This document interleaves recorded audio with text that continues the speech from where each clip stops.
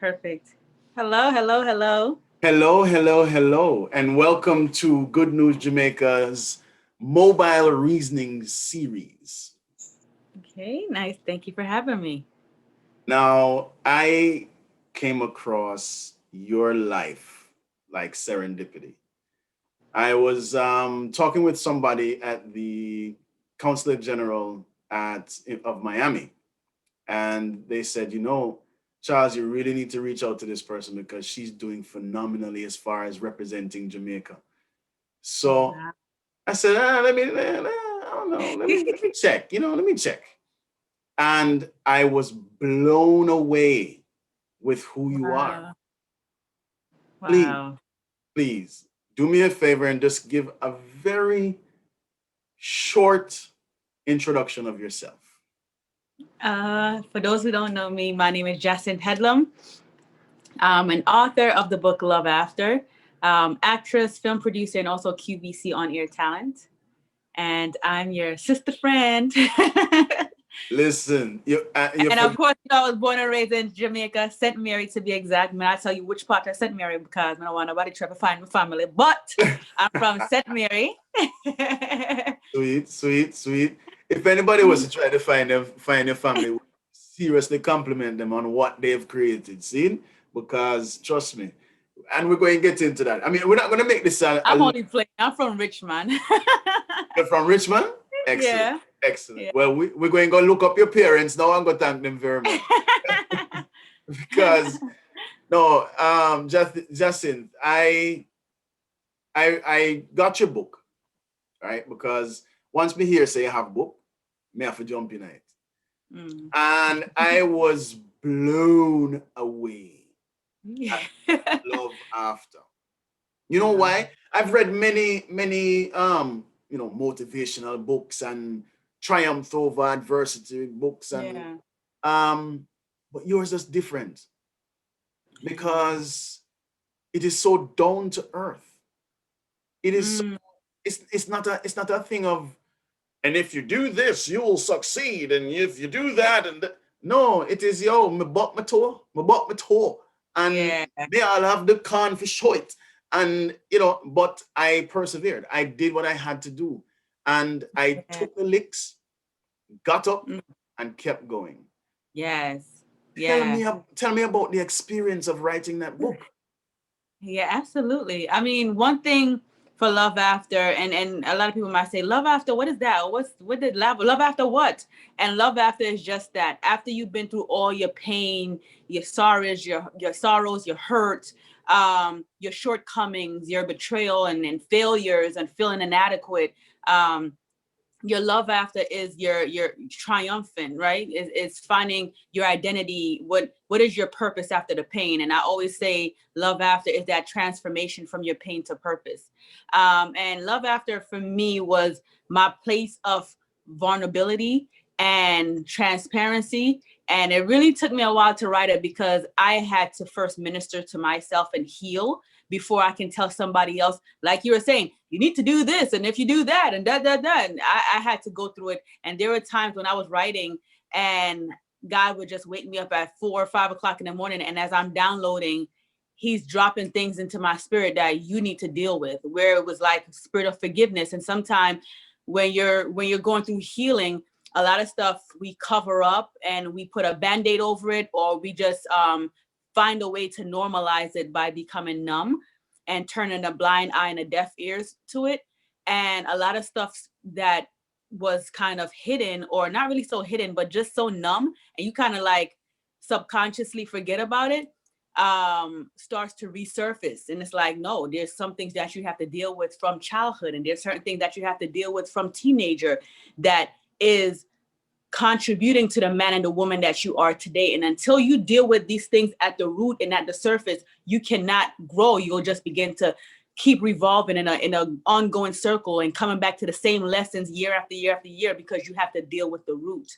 So for me, that's what I had to deal with when writing this book, is deal with the root of the issues and why I was I was having certain outcomes in my life that wasn't favorable. It wasn't my best. I wasn't at my best. I wasn't didn't know my voice, my identity, or my strength or my power. So that came through like healing and really growing from there. So yeah, Love After was my place of healing. And I'm like, okay, if I can grow from this and pick myself up from here, I'm pretty sure there are thousands and millions of other people who are going through the same thing that I'm going through. And my voice, even if my voice can help one or two and five or 1,000 or 10,000, I did my job. I did I tapped into my purpose. So that's why I put the book out, Love After. And it's also a journal because I don't want you to just read and just, okay, that was a good book. That was a good read. Um, I like when people can reflectively read. And yes, you read this, but now turn it and reflect it back on yourself. Put that mirror on yourself. What can you do differently? What are you struggling with? What are some steps? Boom, boom, boom, boom. And with the journal after each chapter. So that was something that was really important for me in putting that in the book. Did you come up with this concept of your own, or did you have a team that was helping you? No, I wrote the book on my own, and there were times I had people that motivated me on the way, like, Ja, you need to finish the book, and I'm like, no, it's too much. I'm putting all my family business out there. They're gonna hate me. They're gonna kill me. Because I'm putting stuff out there that my people in my family still haven't healed from, and are still broken and are still hurting. Like I've spoken about the book, how my mom dealt with domestic violence from my stepfather. And I had to get to a place of forgiving him because I've witnessed it firsthand. Like, how do you feel when you see your mom on the floor, unconscious, that you having to jump in or try to pull this man off or try to find the biggest thing you could find for lick him? And those are things that you subconsciously, it does something to you in terms of how you view love and how you operate in relationships. So until that's fixed and until that you're healed from that, you'll keep on attracting the wrong people. So yeah, so I say all of that to say, while I was writing, I was getting a little discouraged at times because I'm like, I can't put this out. People are going to judge me. I don't want nobody seeing me sweat. I don't want nobody seeing me vulnerable. This is my truth, and I'm not ready to share it with the world. It's too much. And there were people that were just like, no, John, I had to get to a place of, your life doesn't belong to you. My life doesn't belong to me. You're put on this earth for a reason and for a purpose. And until you can tap into that purpose, you will never live life to your fullest potential. And when I found my purpose in Love After and how I can use my traumas and my pain as purposefully to heal other people or to help guide other people, and to find me and walk in my truth, you're just existing. You're not living. So I thank God for the people that He did put in my path, Jane Applegate and Andrea Harris and Winter and Antoine Allen. And you're just a handful of people that really guided me. Friends, Belinda Wright, just friends. I can name people all day, but these are people that really poured into me and really encouraged me and was a voice of reason for me. But I got it done. You did get it done. And the reason Yeah. I asked you that is because it was so well done. You have Wow. tapped into a whole new segment of you. Okay. So Mm. don't think that this is your last book. It need not to be your last book It's not. I'm actually writing my because second book now. look here, no man. When is that coming out? Next year spring. So I want to have it out by April, but I'm also shooting. I did a song for it and also like gonna do like a music video / short film. It's inspirational to promote the book. Hold But on. Sorry, well, sorry. May I cut you? May I cut you? Hold on. Did you say you did a song for it? So you're a singer also? I don't want to classify myself as, but No, you just said you did a song for it now. to promote it. I'm not trying to change, feel, and be like a full blown singer. Like I just did it to promote like the work.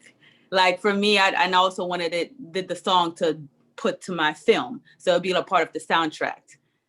So it all ties back to Okay, my. hold on. You see, now I understand why I had to contact this powerful woman. In the one little concept you say you're writing another book, you sing a song on the book, and you have a soundtrack for a film. Oh yeah. Look, this year you have nothing but time on your hand. Look, I've been stuck in this house some time. of course, things are no, life is not norm. So I'm like, okay, God, what can I do with this time so I don't drive myself stir crazy? And all I can do was just to tap into my creative energies and okay, how can I be more innovative? What can I do to push myself? And these were certain things that I'm like, okay, let me push myself further. Let me tap into certain things that I've never done before. So you wrote a movie. Yes. And it is, yeah. Because I mean, because we all do that. I mean, hey. We all do. I'm bored. I'm gonna go write a movie. Yeah, man. Put something. I just really wonder if you have woken up to the reality of the immense power that you exude in everything you do. Mm. I mean, I watched your promo video, or I don't know if it was a promo video, but I watched a video on you and how you stick out on QVC as the standard bearer is amazing to me. I mean, I've watched QVC. I've lived in the States for many years, so I've watched QVC a lot. But you bring a different fire to it. And I know this is not the first time you've heard that. What is it about you that pushes you to be this lady of excellence? Oh man. I don't And you know what humble I'm too. trying to I guess for me is I try not to look at myself the way people see me. And I don't know if that's a good thing or a bad thing because I think oftentimes my friends will say, Jai, you need to like, it's not that I don't have confidence, but I just don't see myself on a pedestal or in that light. Because I think for as anybody, we're always our worst critic and we're like, we have so much more to go. We have so much more to accomplish. So all I can say is I try to be the best at whatever I do. And I know that whatever I do is not just for me, it's for my children. And it's to also change the trajectory of my family and my generation. And trying to be a blessing to my family back home in Jamaica, my mom. And so it's not just for me. It's not just about me. And it's like, whatever gift that I know that your gifts will make room for you. So whatever gift that I have, someone else is relying on my yes. Someone else is relying on my disobedience. Somebody else, there's other people who are relying on my yes and my obedience. So I can't stop. I can't shortchange myself because if I don't do it, I won't be able to give them the opportunity that they're waiting on me for. So I always feel like we're all individual heroes and there are people that's tied to you on your journey. So I always say your purpose is not about you and your yes and your obedience to your purpose, it has nothing to do with you. And just really trusting the process and really saying yes to this journey because there are people who are waiting on you. Like had I not written that book, some lives who were waiting on me wouldn't have been able to change, or at least not that I know of. There are people who were saying like, wow, this book helped me to heal. If I don't do my film, there are certain dreams that I can help come to, change to fruition or manifest to fruition. So, I'm just being obedient and I'm just continuing to be a vessel. This the So woman I from can't Richmond, stop, right? won't stop. Yeah, Can't you stop, won't see. stop. Right. Yeah. Puffy should get a piece of money from that, I'm just but but this little lady from Richmond who has migrated to the States and you just have not stopped. I mean, you stumbled, but you didn't Yeah, stop, right? I yeah, mean, that's the important getting thing. getting married at such a young age and Yeah, learning these life lessons. I mean, it had to be rough on you, what I mean? But yeah.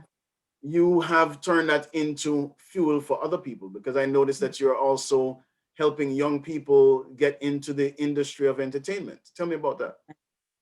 Well, I recently started my production company, Jacinth Media Productions, where I want to not only transform other filmmakers or any other creatives who have an idea or a vision or a dream to help them to transform their script or come up from an idea to screen, to so being that vehicle to help other creatives, but also being a vehicle to help through my nonprofit organization to bring more awareness or more tools, for lack of better words, and more of the arts and creative arts and schools that don't have it. So right now, so far, I know that I'm connected with a school in Nigeria that I'm working with, and I definitely want to connect with a school back home in Richmond, Zionel Primary, and how I can link with them to create more creative arts. Because I know for me in Jamaica growing up, I didn't have it when I was going to school. I run track. So the sports, we have that on lock. Mhm. Um, but in terms of the creative arts, when it comes to creative writing and film production, where I'm from, I'm not aware of any of those resources. Okay. Probably in town or other parishes, but not where I'm from. No. So you're helping to create that avenue for creatives Yeah. to come out and express their inner selves. Yeah, absolutely. Whether it's through writing a script, whether it's through writing a book, whether it's through wanting to do filmmaking and tell your story in a documentary or short film or a feature film or even a series. Um, What about y- journalism? Do you support that also for your as far as a creative side? that's probably not my lane. So that's probably not really my lane in terms of, but I never say never. I don't see how different can it really be. It's still the arts. It's still a form of, you're still filming, you're still writing, you're still have on-screen presence, hosting. So it's still, a part of the body, that same realm. So, do you have a certain focus as to whether it's male or female that you support, or No, I think it's unisex because you can have a female on behind the cameras and have a guy who's writing the script. So there's so many moving pieces when it comes to production. You have someone who is, the production manager who is doing location scoutings and you have budget, and you have someone who is doing the scripts, and you have someone in charge of the camera, and you have someone in charge of the slate and the lighting and the gaffer. And it's so many moving pieces to production and so, making a film. so you're just interested in the passion of the person? Yeah. I like that. I like that. That's really good. That's really good. Now you've been in film yourself. You've done a Mhm. few television series and a few film on screen. Is that right? Yes. Okay. Now, having that experience, because I mean, you have a well-rounded resume of success, not just action, but success, because you've received awards and you've gotten accolades and all these things. Yeah. How do you stay grounded? Who are the people in your life that pull your coattail? I really can't say it's about the people around me. I really think it's life in general, because when you've been to a place where life knock you on your face and you've hit rock bottom where you're broke and broken and lost everything, from divorce to bankrupt to moving back home with mommy, um, to having to build everything from scratch. I think life had to, I was at a point where I had everything. I not had everything, but life was sweet. I was doing good, and like, you losing everything. I think that's what really humbles me. Like, I don't never want to view myself on being on any kind of pedestal or high horse, because I know with life it's so tricky. You can be here today and there tomorrow, here today and here tomorrow. So I just try to stay humble and trust God in the process, and take each day as just show gratitude. Like, oh, good, I made it today. Let me make use of it. Because literally tomorrow is not promised. So I noticed in the book that it's heavily focused Mhm. on God and what God can do for you. Mhm. Explain that focus for me. Is it something you got in from going to church when you were a child, or did life just box you up and say, "Look here, this is reality"? You know what? It's both, because growing up, my grandmother was an evangelist, so not going to church wasn't an option. We went to Bible study, Sunday school, regular church. So I think for me, I was churched, but I didn't have a relationship with God. I wasn't spirit. I did not have any kind of spiritual foundation. It was just I grew up in church. So you're just there and you're just going through the motions and going through the process like, okay, I can't, if I stay in this house, I got to go. But I think when I turned 30 was when I really started to understand God and what he represents in our life and how life works, and how important it is to be in alignment with him and to allow him to order your steps, and not really so caught up on religion and what denominations are you and what religion are you. And I think for me the greatest religion is love. Whether you're Catholic, whether you're Christian, whether you're Jew, whatever denomination you are, the greatest thing you could do is love your neighbor like you love yourself. It doesn't matter your sexuality. It doesn't matter your political party. Is love. If everybody can get that in their mind and in their whole being of loving your neighbors like you love yourself, this world will be such a better place. So I think that's it for me, is having a more intimate relationship with my creator. It wasn't about what church building I'm in. It's about when I'm behind my four wall and I'm faced with life and wall is caving in on me. Who am I calling on? Because sometimes you can't call on friends. Sometimes you can't call on nobody else but God. So I think that's where it came from, not knowing God through my grandmother or through my mother or through my aunts and uncle, but knowing him for myself, when all hell breaks loose and everything and everybody else around you fails you, literally. They say you turn to the one architect that fix up everything. Your creator. I mean, you're not on this earth by yourself. So when people try to tap into people and things, and it's like that didn't create you. You're on the phone with your girlfriends and your bros for hours, but they're not your creator. Why not, instead of gossiping and seeking confirmation and validation from people? And there's nothing wrong with getting advice and seeking counsel, but I think the ultimate source should be the person who put you here and who's keeping you here still. I like that. I like that. Well, I'm gonna tell you. All right, I'm gonna give you some little one words, and you tell me pick one. Right? So beach or river? Okay. Probably I'll say beach, because sometimes under the rocks I can't. Mm-mm. Yeah. All right. Town or country? Oh man, I grew up in country, but I love the town. I do. I love Yeah. town. So I can't take too much of country. Not too much. The pigs and the cows and all of that is cool, and the goats is cool. But I like the town. I like Ochi and like places city like. life. Mm-hmm. All right. So all right. Do you go out and have a good time, or do you stay in and have a good time? Both. I can't choose one over the other because I'm an introverted and also extroverted. So there's time where I love the social settings. I like to be the life of the party. I'm here, honey. Boom, boom, boom. What we there? And then there's time where I'm like, I just want to be by myself, regather, recoup, recenter, and just get my mind together. So I would have to say I need both to balance. All right. You have to think about this one, right? Mm-hmm. Dancehall or reggae? Reggae. Nothing beat conscious reggae.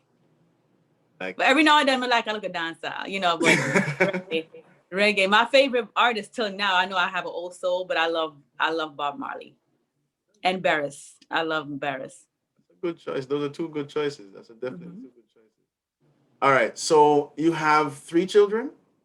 No, two. Don't wish that on me. Nothing Oh, wrong with kids. all right. All right. Sorry. All right. My fault. My fault.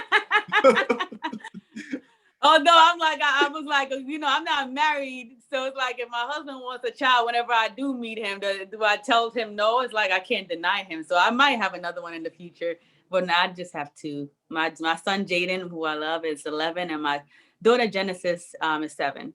Okay. Excellent. And people have to read the book, but there's purpose behind Genesis. Yep. And it, With a it, J. right. So tell me where people can find you online. Absolutely. The Love After is across the board. TheLoveAfter.com is where you can find everything from author to film to actress, or The Love After on all social media platform. My personal one, both of them are my personal one, but my other one that's more personal and more geared towards acting is I'm Jacinth on Instagram. So that on Instagram is I am Jacinth. My first name, I'm Jacinth. Excellent. Excellent. Thank you so much. I really appreciate you sitting with us and Thank you. just, boy, just giving us a full tank of encouragement. Um, I want one more thing from you. Mm-hmm. There are there is somebody watching this video Oh. who wants to be you, wants to wants to be in your shoes, sees you and says, "Wow, me Mm. can do that. How me do it?" What encouragement would you have for them? Oh man. The encouragement that I would have for this person who sees me and want to do what I'm doing or want to tap into the things I'm doing is know that you're enough, because this business can chew you up and spit you out. And you have to be grounded in what you really want, because this business is, you can't just do it for hobby or just because it looks cute, because it's a lot of work. Sometimes you're on set for 16 hours from sun up to sundown and hard work, and you still have to stay high energy and still tap into the character whether you're tired or not. So it's a lot of work. So you really have to be grounded and know that this is something that you really want to do, and know that you are enough, because in this business it's so easy to compare yourself to each other, and of course social media don't make it no easier. um, so it's just really knowing that you are enough. You will get thousands of no's before you probably even get a couple yeses. Still know that you are enough. It's a part of the process. The no doesn't have anything to do with you, but on the grander scheme of thing, what's best for marketing and who they're trying to target when it comes to casting. So it's not personal. Um, but yeah, and do the work. You have to do the work. If it's acting you want to do, you have to take the acting class to know the techniques and really put the work in, get the proper headshots. So yeah, if it's filmmaking, it comes back to really taking it seriously, and really, whether it's self-taught or whether you want to go to a studio or a school, just really do the work and take the craft serious, because it's competitive. And what's going to set you apart is discipline and consistency and professionalism, and your work will speak for itself. Perfect. Perfect. Thank you, Justin. I You. really, really, really appreciate you. Thank you. I'm excited. All And right, if take it anybody easy. wants to book, you can get it from Amazon. I do Audible, so I'm an Audible person. You can get it on Amazon Audible or Kindle, or Amazon can ship it to you for free if you're a Prime member as well, or you can get it directly from me on theloveafter.com. But yeah, thank you for all your love and support, you guys. For real, for real. Thanks, Justin. Justin. Walk good. Thank you. Thank you so much. I appreciate it.